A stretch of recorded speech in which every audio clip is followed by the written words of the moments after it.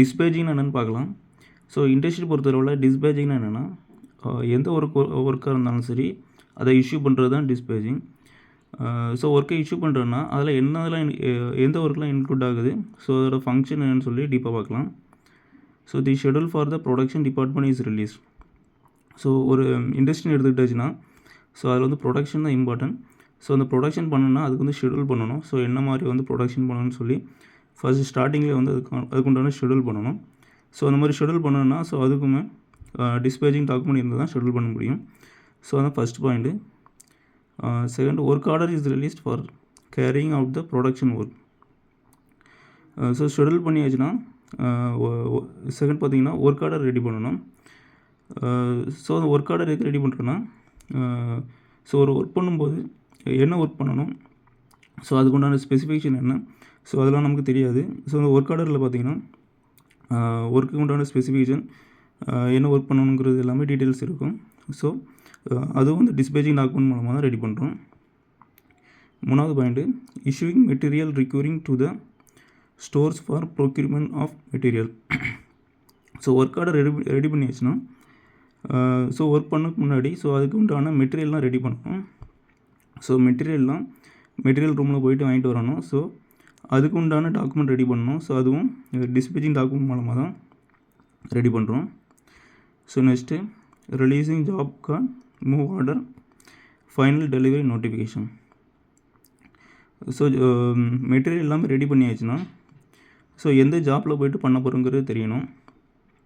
So அந்த ஜாப்பில் பண்ண போகிறோம்னா, ஸோ அந்த ஜாப்பை வச்சு ஏதாச்சும் ப்ராப்ளம் இருக்குதா, ஏதாச்சும் ஸ்பார்க் இருக்குதா, ஸோ அந்த மிஷின் எல்லாமே கரெக்டான கண்டிஷனில் இருக்குதா, ஸோ அதை வந்து கரெக்டாக நமக்கு இந்த ஜாப் கார்டு வந்து சொல்லி கொடுத்துரும்.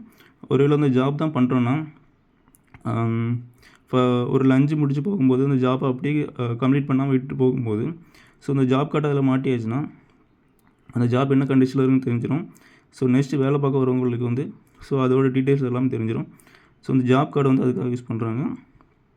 So next move order. So ஒரு மெட்டீரியல் வந்து மெட்டீரியல் ரூமில் போய்ட்டு வாங்குறோம்னா, ஸோ ஆர்டர் பண்ணியாச்சுன்னா அதை வாங்கி ஜாப் நாட்டுக்கு எடுத்து கொண்டு வரணும்.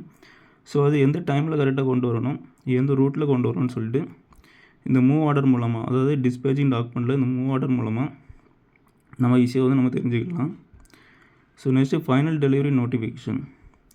ஸோ ஒரு ஜாப் பண்ணுறோம்னா அது வந்து எந்த டைமுக்குள்ளே முடிக்கிறோங்கிறது டைமிங் கரெக்டாக தெரியணும். ஸோ அந்த டைமிங் தெரியும் போது அந்த ஜாபோட டைமிங்கும் கரெக்டாக போய்ட்டுருக்கும். ஸோ அது வந்து ஃபைனல் டெலிவரி நோட்டிஃபிகேஷன் மூலமாக ஈஸியாக கண்டுபிடிச்சிடலாம். So next, work is allotted for man and machines.